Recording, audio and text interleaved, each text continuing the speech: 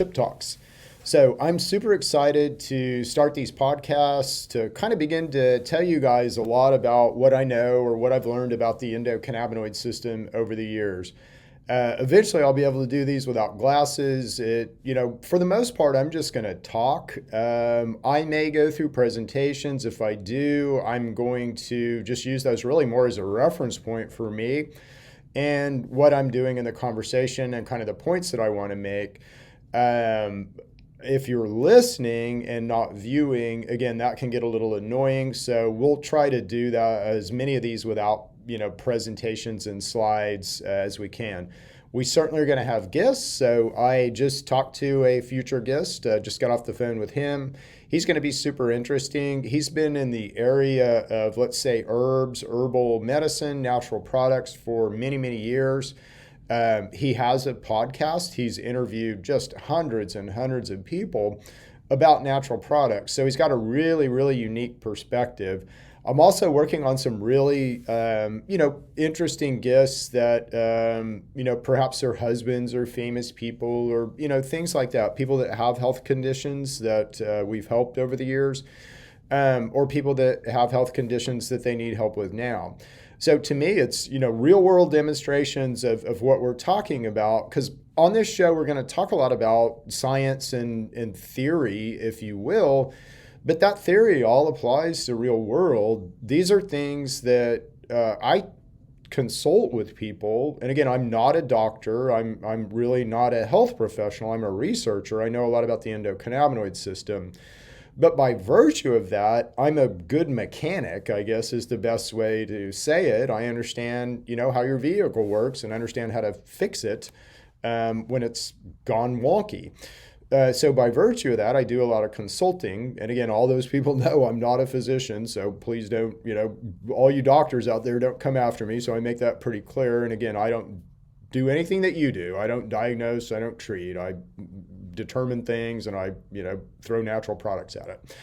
But we've been very effective at doing that over the years. So one of the things that we may do, like we may get some of our autism, families to come on and talk about, kind of where they were at and what happened and where they're at now.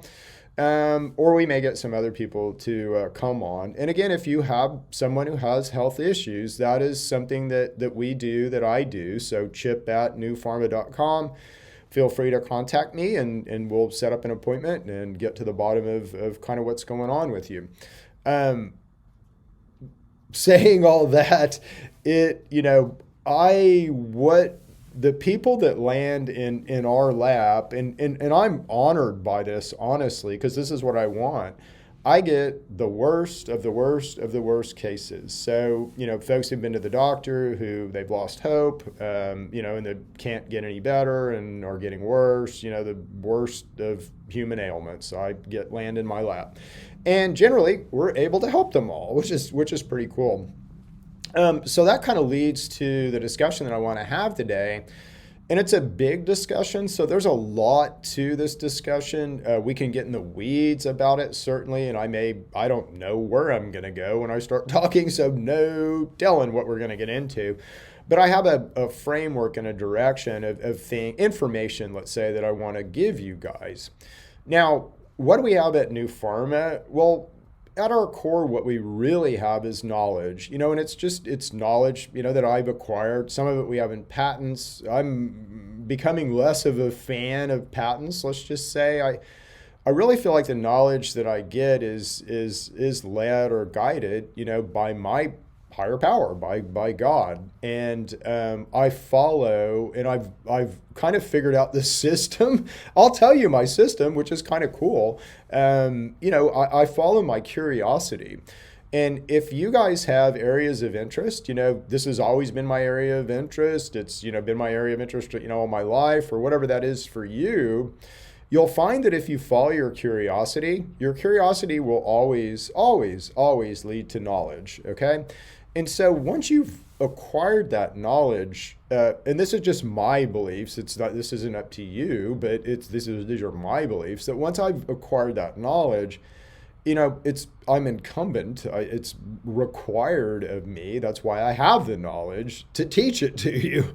So I'm able to perhaps, ferret things out that other people aren't. But again, I don't need to miserly hold on to that and, try to make a business model out of that. I need to give that to you. I need to teach that to you.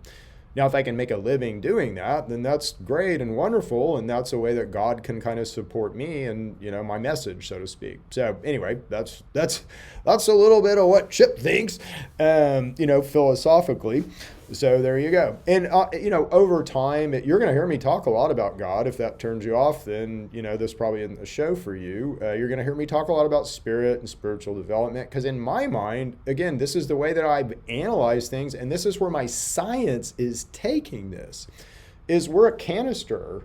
We're this thing, this physical incarnation here on this earth is a vehicle. It's a very sophisticated vehicle. And again, it's of God. It's the most amazing thing probably that's on this earth, except other vehicles. So it's an amazing vehicle, but it's meant to house a spirit, right? So a multidimensional spirit, call it your soul, call it whatever your paradigm, thinks of it. So we're kind of two things in this reality. Now, again, I would think that if that's true, one of the highest truths that we need to figure out is how to honor this vehicle, how to make this vehicle the best environment, let's say, for our soul. So how do we really make it warm and fuzzy, in soul land? Well, we have to have a healthy vehicle, right? And everything in our environment is trending the wrong way. Okay, so everything, and really, honest to God, it's if you create your own environment, so like if you live on a farm and you kind of feed yourselves or sustain yourselves, then that you're creating your own environment. But if you live kind of in the world that most of us do, if you live in a city or whatever, the environment that you live in is, you're not living in an environment you're creating. You're living in an environment someone else is creating for you. And most of those environments are not designed to make us healthy. They're designed to make us sick. That's pretty sad because that's a comment on this world. But I do think that this world is changing. I think that's why people like me are, here to help change it. We break down paradigms, we tell truths. And so that's what we'll do here on this show is we'll talk a lot of truth and we'll tell a lot of truths. So the truth I want to talk to you guys about today is really about something called our immune system.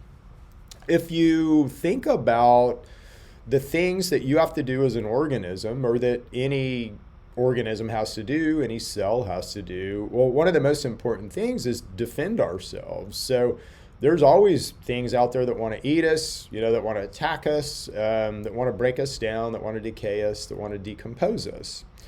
Most of these things are bacterial, honestly, and some of them are inside of us. So that's why we have to have a very, very good immune system to be able to defend ourselves. You're constantly in the process of defending yourself. So just the fact that we have inflammation is an indication that we have some kind of attack going on. If you think about just your skin, oops, there we go, camera's backwards. So if you think about your skin, in something like poison ivy, right? So my skin just doesn't inflame. It just doesn't inflame all of a sudden, right? So it just doesn't spontaneously erupt into inflammation. That can't happen. So you have the stimulus response. So, if I rub poison ivy on my skin, that is an inflammatory. So that's going to cause me to inflame, and I'm going to be able to see that. My skin's going to get red and puffy and irritated, and depending on my allergic reaction, I'm going to puff and ooze or whatever. Allergic reaction. Ooh, we're going to talk about that in a second. Sorry, pharma. Going to tell some truth there. But anyway, so, inflammation is a result of an attack, bacterial attack, fungal attack. It could be traumatic, certainly, so you could get run over by something, but, it's a response, right? So when we say, oh, we're eating a lot of inflammatory foods, what does that really mean? Well, we're eating foods that will help with inflammation, that will promote inflammation. And just by virtue of that statement, should we also be eating foods that help with anti-inflammation, deflammation, and we should and we don't, so that's why 80% of us literally will die of inflammatory diseases, because we just don't eat. It's this simple. We don't eat enough monounsaturated fats, and we don't eat enough omega-3 fatty acids. So anytime you have inflammation, that's an immune response. Your body is under attack and you're responding to that attack, or your body is traumatized and you're trying to repair that area of trauma. You have two different types of immune response, and they're very important. And this is important to understand. So if you're out there and you've just had a baby, or you have a baby that's under 3, that baby does not have the same immune response that you do. That baby cannot. You have two types of immune response, and you can think of it as sort of, the first time I see something, I'm going to try to kill it, or I'm going to try to engulf it. So you do something called, what's it called? Phagocytes are the name of the cells, but they'll sort of engulf another cell inside of them, and that's the way they neutralize that cell. So that is something called a type 1 immune response. And generally that is an extracellular response. So it's, first time you see something, it's in your blood, it's in your lymph, it's, just entered you. Again, you're going to try to encapsulate it, get it out of you, or kill it. A baby, a neonate, someone under, let's say, 3 years of age, does not marshal a type 1 defense. They have a little bit of a type 1 defense, and a lot of that is what they will get, the immune mediators they'll get from breast milk, right? So they can marshal a little bit of a defense, but it's not of their own doing. It's by mediators that they've inherited. They can do a Th2 response, or a type 2 immune response, and that's more what we think of as antibodies. So if something's really infected us, we're really sick with it, we'll do a type 2 response, and that is an antibody type response. And again, the immune mediators are a little different in that response.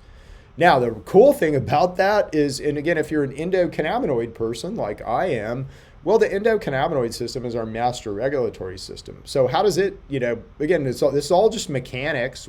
I'm just teaching you to be a good mechanic. I'm teaching you about the automobile that you're going to be working on and how to repair it, view it, fix it. Okay, so again, how does this work? How do you even marshal an immune response? Well, that happens inside your bones. You actually build stem cells that you use for an immune response inside your bones, inside osteoblasts.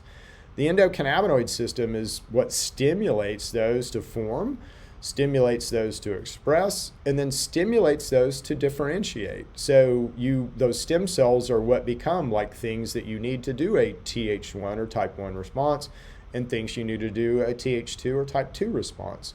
So all of these things come from stem cells that are built in our bones, but basically controlled and managed by the endocannabinoid system based on the type of response that we'll have to marshal. So isn't that really cool? Now, CBDs augment, supplement, and help that process, as do THC, actually. So all of that can be helped, by the ingestion of cannabinoids or the ingestion of CBD. CBDs have a way to help us in very, very broad ways. And when I say CBDs, I'm not talking directly about cannabidiol. That molecule has very specific actions. When I say CBDs, I'm kind of referring to everything that's not THC. So I'll try to be more specific when I do that, but just, I have that bias. So just recognize that when I'm saying CBD, I'm kind of talking about all of the things that are in a distillate or the cannabis plant that are not THC, all the cannabinoids. Okay, so the immune system, I want to tell you guys a little bit of a story. Again, I'm always going to, have reasons for why I view things. And this is just my paradigm. It's up to you guys really to determine your own paradigm here, but I'm going to give you my truths. I'm going to tell you my truths. So in my world, I think we're being deceived. I think there's a lot of truth about human health that is known, that is not being taught to us right now. And I am a mathematician. I'm a good mechanic. I'm also a good why guy. So I'm really good at taking, a piece here, and a piece here, and a piece here, and a piece here, pulling all those together and understanding a bigger picture. And it's, I'm a mathematician, so I guess a logical gift or however you want to look at it. But, I've been at this long enough to kind of see the pattern and understand the game, so to speak. And so here's what, and again, I want to tell you this in the context of the immune system and something that we all know about and kind of, how it came to be and how it was put in place, because this will blow you away, frankly. So I got to first of all tell you about how the business model came to be and how the business model was put into place. So, you're suffering. The reason you don't know about human health, the reason that we are, our model treats symptoms, not causes, is it's a business model. It's intentional. It's intentional to not teach you the truth. It's intentional to keep you sick and then get you better, because it's a business model. It was intentionally put in place. The thing that started it was the Flexner Report in 1907. Again, that was produced through the Carnegie Mellon Foundation with help from the Rockefeller Foundation.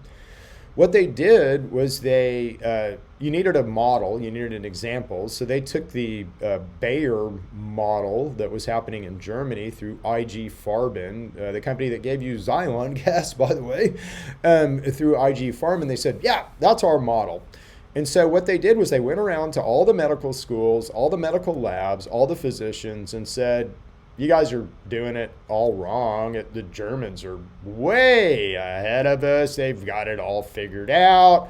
We're going to adopt the German model of pharma medicine, and we're going to do that right now. And so by the 1930s, if anything that I say would be heresy, heretical, Chip is a crank, a snake oil salesman, a charlatan, whatever they call me, right? But that's the way that they basically demonized anyone who wasn't doing it their way, and forced everyone to comply. They built the medical schools, they built the curriculum in the medical schools.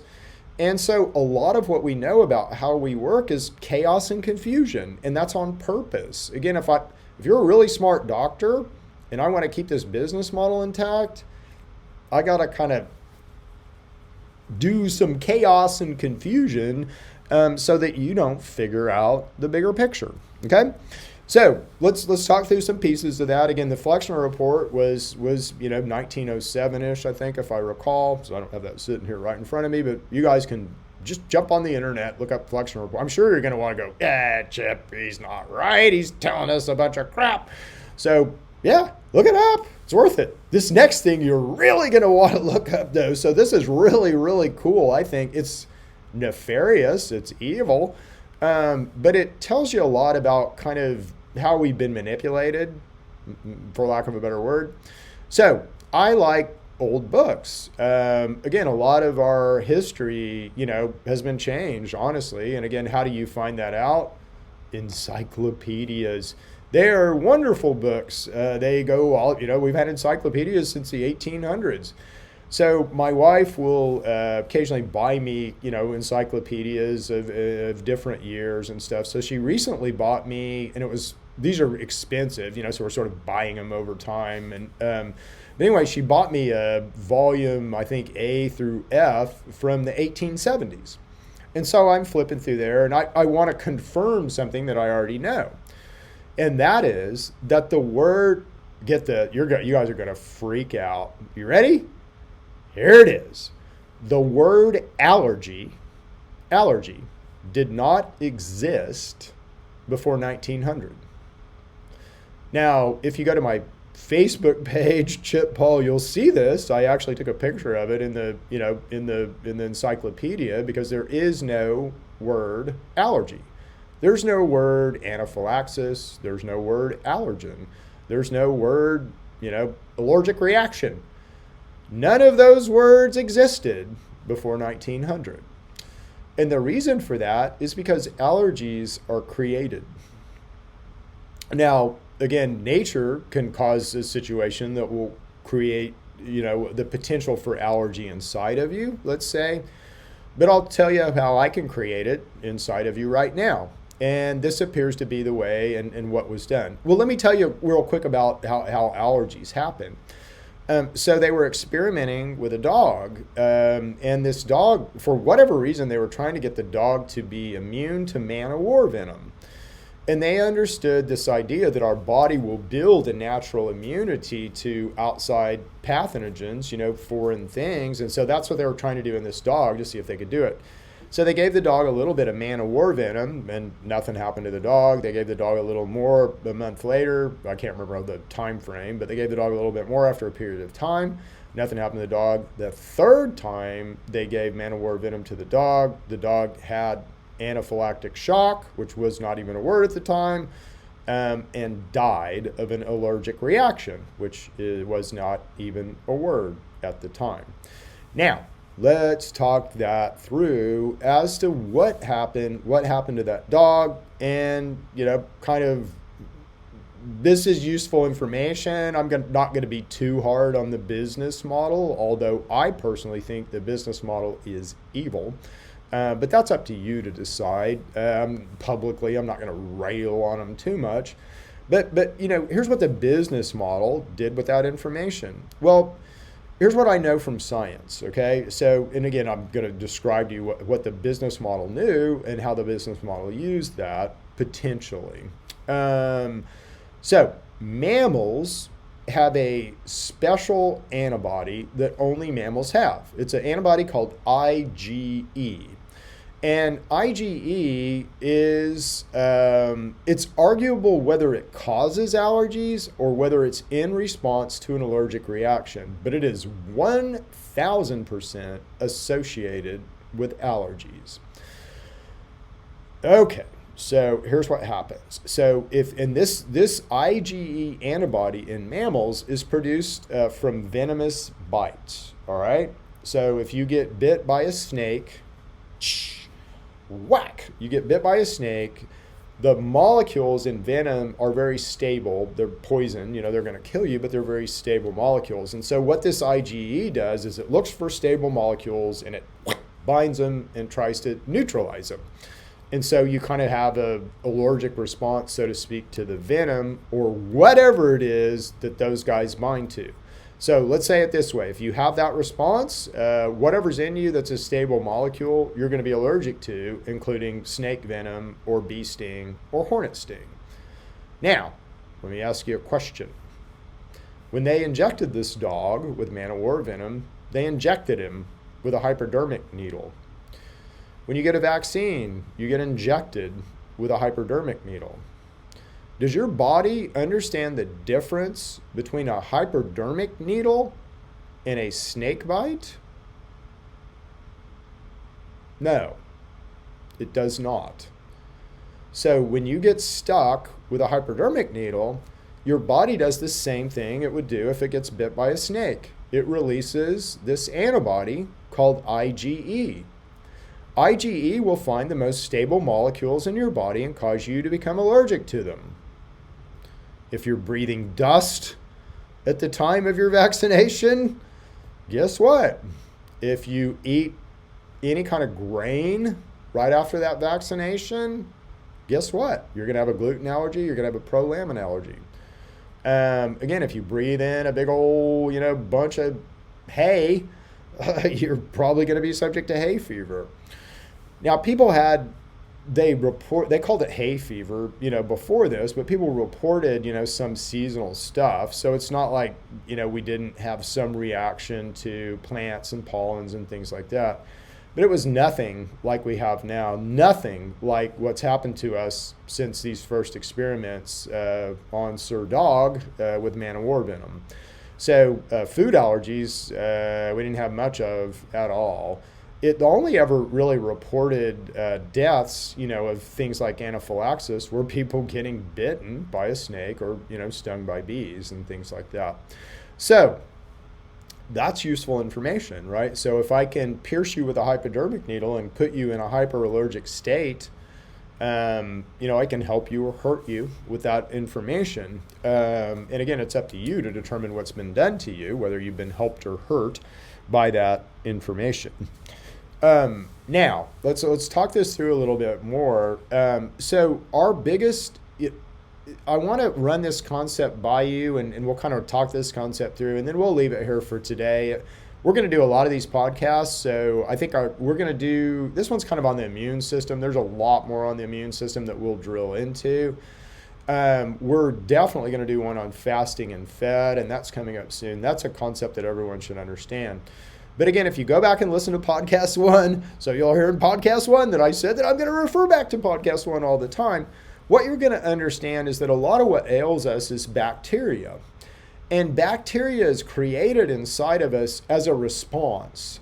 It basically, we're allowed to create bacteria as a response to malnutrition, poor diet. And so the purpose of the bacteria inside of us in a good way is to offset nutritional deficiency and produce useful proteins that we need to run ourselves. So very important function, very important part of understanding how this human vehicle works is bacteria, its role and its function. But bacteria is a two-edged sword. So I'm going to put this in the context, this discussion in the context of a plant. But you can go back again to podcast 1 and relate this right back to mitochondria. So if your mitochondria are in the least efficient state, I would say we're like a plant in the dark with no water and no sunlight, right? So we're alive, but we're probably in the process of dying. We're rotting, we're subject to bacteria, and we're subject to disease. Well, why? Well, we created an environment and a diet that was conducive to promoting disease, not promoting health. If I took that same plant out in the sun and gave it all the nutrients it needs and the sunlight it needs, it would become extremely healthy. It would be way more capable of fighting off diseases. It would have a better immune system. It would live longer. It would be more a perfect expression of itself. Well, we're the same way, guys. If I create an environment for you that's conducive to disease, you're going to be a plant in the dark with no water. You're going to be subject to bacterial infections. You're going to be subject to all kinds of bacterial decay. You're going to be slowly rotting and dying. It's real easy to make you sicker if you're in that shape. Again, how do I move you out of that? That's what we talk about on this show. Mitochondrial function, mitochondrial health, fat process, so again, how do we get from this least efficient mitochondrial switch, which is a plant in the dark with no water, to this mid switch, which is a plant in the light with lots of nutrients and lots of water. So how do we learn to thrive? Well, we have to understand these principles, and we have to basically understand that the environment that has been created for us is not conducive to us thriving. We have to take back control of that environment, okay? So most of what's wrong with us, out of control bacteria. Can I create an environment where that's possible? Yeah. And again, it's when you, back to episode 1, but when we eat, it's all about the dietary fats. If I only feed you inflammatory dietary fats, you're going to have the most diverse gut biome possible to be able to offset that nutritional deficiency. You're going to have to make a lot of bacteria. If I throw sugar, dietary sugars on top of that, again, your good bacteria want to run on fiber, not sugar. Your bad bacteria want to run on sugar. So if I throw a bunch of sugar in an out of control bacterial situation, it just gets worse. It gets more out of control. It gets harder to manage. Siri, what is the cause of disease? Siri will say, pathogens. Siri, where do pathogens come from? Siri will say, bacteria. The cause, I just told you allergies are created. So again, do you think our Center for Infectious Disease and Allergies is telling you the truth about bacteria and infectious disease? It's highly unlikely. So again, I'm going to tell you the truth, and I'm going to tell you how to go find it on your own. I'm going to give you all the tools that you need. I'm going to give you my knowledge path. I'm going to give you everything that I'm getting, and everything that I've dug up. Okay, so again, how does this work in a big way? Well, back to episode 1. But as we eat there's 8 dietary fats that, will all kind of go on a triglyceride, if you will. And as we eat those 8 dietary fats, each one of those forms a different endocannabinoid. That is sent to our hypothalamus hippocampus, and our hypothalamus hippocampus sets a nutritional state. We develop a biome, a microbiome, as a reaction to that, to our dietary inputs. And that biome we try to manage as best as we can. But again, that biome or bacteria is where a lot of diseases come from. So if you're taking probiotics and you're not paying attention to what you're reacting to, your lack of dietary fats in the right ratios, then you're just adding fuel to an out of control fire. It's not going to help you. It's going to hurt you. You may be adding additional bacteria that could become pathogenic. So anyway, a lot to this. You're gonna hear me talk about this 100 ways from Sunday, because it's so important to our health. But most of our immune response, so most of kind of why our immune system gets engaged, gets fired up, and gets marshaled, is a result of bacteria, because we're constantly managing kind of this bacterial bloom up and bloom down. Your body is a macro machine, so meaning that we run at kind of a high level, this highest level, but it's also a micro machine. And in fact, it's a micro machine all the way down to the cellular level. So you may have cells that the mitochondria are running very efficiently in, and that would result in those cells being very healthy, and whatever those cells are associated with being super duper healthy. So you may have a super duper healthy heart, but other things may be getting a bit wonky. There's ways to adjust the function of any cell, of any mitochondria, but we're only as good as basically the expressions of these mitochondria. And again, they've got to run on dietary fats, and they're super susceptible to bacteria. Let me walk you through a disease state. I think we'll do that. So we'll walk through autism, let's say, under this model. And autism is complicated, but it's not. And I'll kind of talk you through that. And then we'll leave it there for this episode. So let's talk about autism a little bit. What is autism? Well, again, it's all, if we look at us from a mechanics perspective as a vehicle, autism is pretty easy to see what's wrong. And what it's a disease of oxidative stress. So the cells within an autistic person are in crisis. And inside of a cell, you have organelles. One of those is mitochondria, which we talk about quite a bit. You have a garbage can inside of a cell, and it's called a perioxome. So it kind of deals with stuff that we don't want to deal with, I guess, in your cell, kind of, we'll throw in the perioxome, and the perioxome will deal with it. Well, when you're under bacterial attack or your body is really stressed, you will try to throw as much energy as you can at that situation. When you do that, your mitochondria go to, I'm a plant in the sunshine with everything that I need to be able to throw everything that I can at that situation. So your mitochondria will flip to their sort of most efficient state. Not their mid-efficient state, just to be correct, but they will flip to that state. When they do, if they don't have the resources that they need, so let's say those cells don't have the oxygen that they need to be able to perform that fat-burning exercise, then those cells will get in crisis. So there's a need for more energy. The cells are flipping to high energy mode, but there's not enough resources to be able to perform those actions. And when that happens, a cell will go into oxidative stress, and that's when the perioxome gets engaged.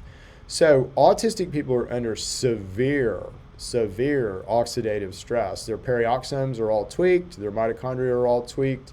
And there's no question that autism is a disease of the mitochondria. What creates the situation?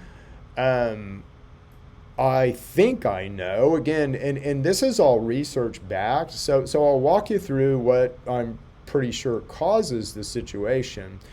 And what that is an inability to deal with polyunsaturated fatty acids. So those would be omega-3 and omega-6 fatty acids. Now there's an enzyme that you use to be able to deal with these fatty acids, and it's something called delta-6 desaturase. It's a linzyme. It's an enzyme. That's an enzyme that's produced in our liver. So, I can test you to see if you're expressing delta-6 desaturase.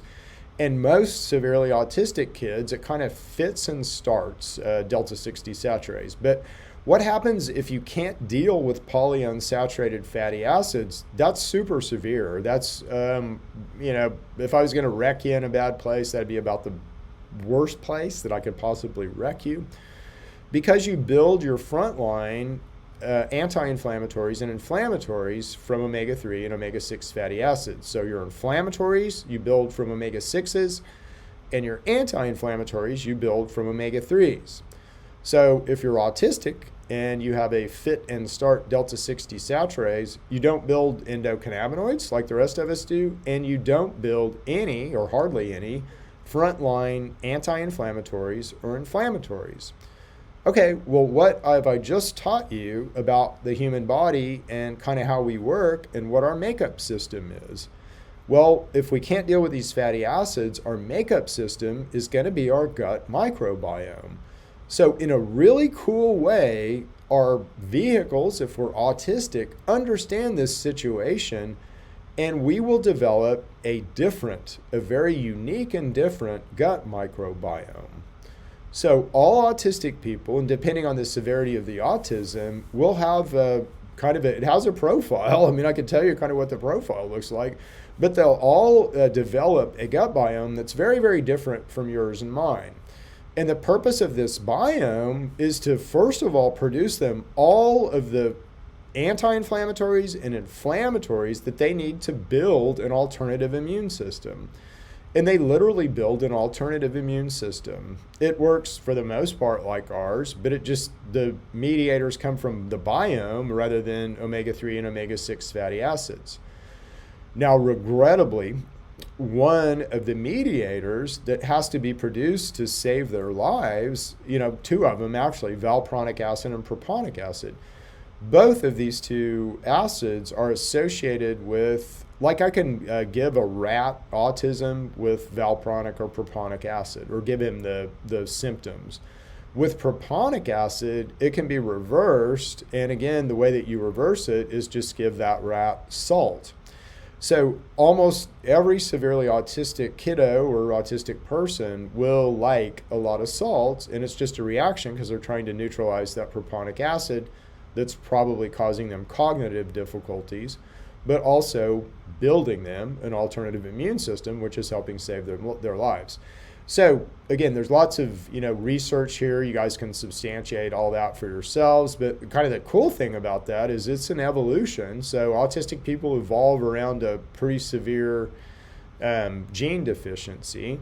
The good news is we can re-stimulate that gene deficiency epigenetically. There's a lot of ways to do that and get it to begin to turn back on. And when that happens, again, they then start dealing with fatty acids properly and start building a proper biome, which theoretically, let's say, alleviates the problem. We're certainly seeing that anecdotally happen in what we do all the time. Okay, so that's kind of autism, but again, kind of works with these principles that I'm talking about. And again, if you can't deal with the fatty acids, so with autistic people, it's omega-3, omega-6. And again, a way to not be able to deal with them is just not eat them or eat them in the wrong ratios. But everything else is a response to that, guys. So, the highest truth I can teach you is eat the right dietary fats. Because that is the key to health. Mitochondrial efficiency, I'm calling the philosopher's stone. That's sort of a bold claim. If you're a person like me, an intellectual philosopher, a scientist, to claim that you hold the stone is a high claim, let's just say. But I claim I hold it. Again, it's not a fun thing. I'll give it to you.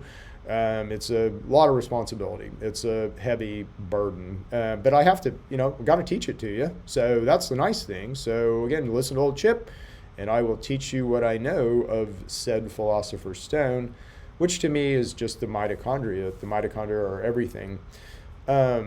If you want to go all philosophical, you fight a war of good and evil inside of you every day. You have mitochondria, wear your little white hat, and some of your bacteria wear your little black hat. And that's a pretty important war that we all fight. I would say that we've been losing that war as to overall human health, but I think we're going to turn the tide pretty soon. You know, more people know what I know, and again, as I can get these out and teach you guys what I know, you will have control over your health. They'll always, doctor, if you're out there freaking out, oh my gosh, chip is going to destroy our industry. No. Again, there's places for pharma, there's places for medicine.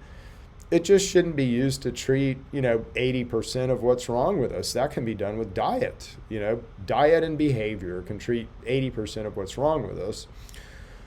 Pharma sings in critical care and trauma care and acute care, and that's the place for it. So if you get shot or run over by something or in a war or have a heart attack, that's where modern medicine has just done an outstanding job of keeping us alive and, getting us to a place where then we can, treat ourselves with God's given nature.